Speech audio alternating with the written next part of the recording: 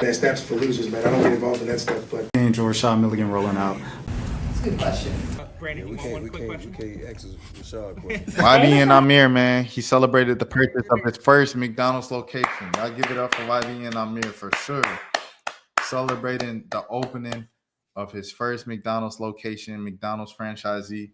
I know being a franchisee, like one of my first jobs, I worked at Zaxby's. I was wearing the shirt like on stream actually like a couple days ago.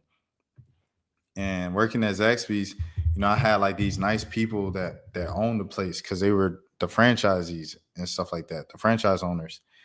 And the franchise owner, he bought a second one in the area.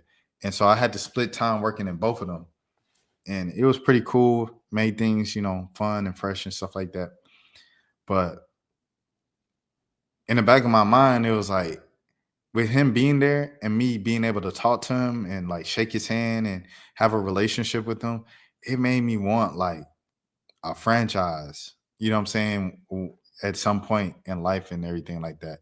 And shout out to Kyrie, man. Kyrie Burke. What's his name? That is my dog. He a pastor and he's young. He like 33. What's Kyrie name? Kyrie Burke. Shout out to Kyrie Burke, bro. Because Kyrie Burke bought a Burger King franchise probably like last year. He was selling shirts or whatever. He had his own business, and that business grows 6 figures one year. He came from poverty.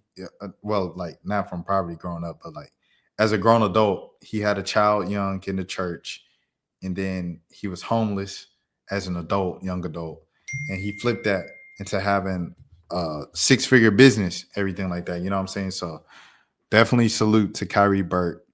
And he used that 6-figure business to open up a franchise. Like, this is how you do business, bro. This is how you get passive income. This is how you keep the thing going.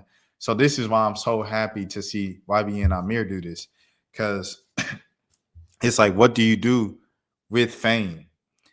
He's kind of stuck with fame at this point where, rubbing off the paint was 8 years ago. Rubbing off the paint was 8 years ago. And the other joint with the with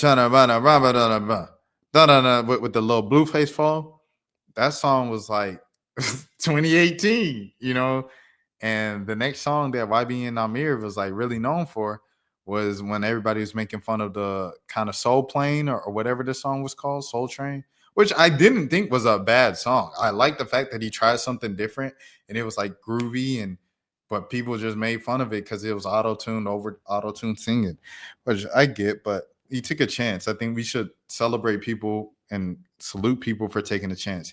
They do Lil Yachty. Like, let's start here, right? That album, people are like, oh, Lil Yachty changed the game with this album, even though it didn't get any awards. But like that, to me, I didn't think it was as good as Igor from Tyler, Creator, or I didn't think it was good as 808s and Heartbreak. I didn't think it was good as Awaken My Love from Gambino, like, rappers who just totally shift genres with an entire project, but I saluted Yachty for taking the chance and doing something different and going into a whole nother genre and at least trying and not being afraid to fail. That's what YBN Nahmir did. They turned it into a meme and made it a joke and stuff like that. But that was even like 2020. So this is 5 years later. What do you do when you have fame, when you have platform, and you still have some money left over from residuals and stuff like that, but you do need more income? Like, it's going to run out eventually. What do you do? This man made a business move. I'm going to buy a McDonald's franchise. Super smart, bro. I'm not even going to lie to you. Super smart. Salute to him. Congratulations to him. And I'll play this little 9-second clip. Shout out to Say Cheese for reposting his Instagram post. Yeah. Yeah, bitch. First motherfucking McDonald's, nigga. YBN shit, nigga. Fucking you niggas talk about. Bitch, we on this bitch now. Where Nahmir? Ain't Nahmir from like Alabama? Nahmir he a funny dude. I say he a funny dude because like he's been doing this like West Coast accent for the past how long has he been doing it? He's been doing this West Coast accent for the past year. And I just think that's funny. But hold on. Let me spell Nahmir's name right. I don't even have his name right in the live title. Let me throw some respect on Nahmir's name. But yeah, little things like that is funny to me. But at the same time, man, honestly, overall, salute to Nahmir. This is what young rappers need to be taking heed to, take attention to, everything like that. How you gonna keep the money you're going in? You had a moment. I think as soon as you get up, say your first 6 figures, I think that's when you need to start, you know what I'm saying? Looking into investment opportunities, ways to build passive income. This is what Flage was just discussing on our podcast. By the way, going back to it, y'all make sure y'all subscribe to Flage podcast, man. Best of both worlds. She's spitting some real game in there. The first time that I spoke to Flage, I know I reference this all the time, but that's what you do when you're proud. The first time I spoke to Flage, she was in high school.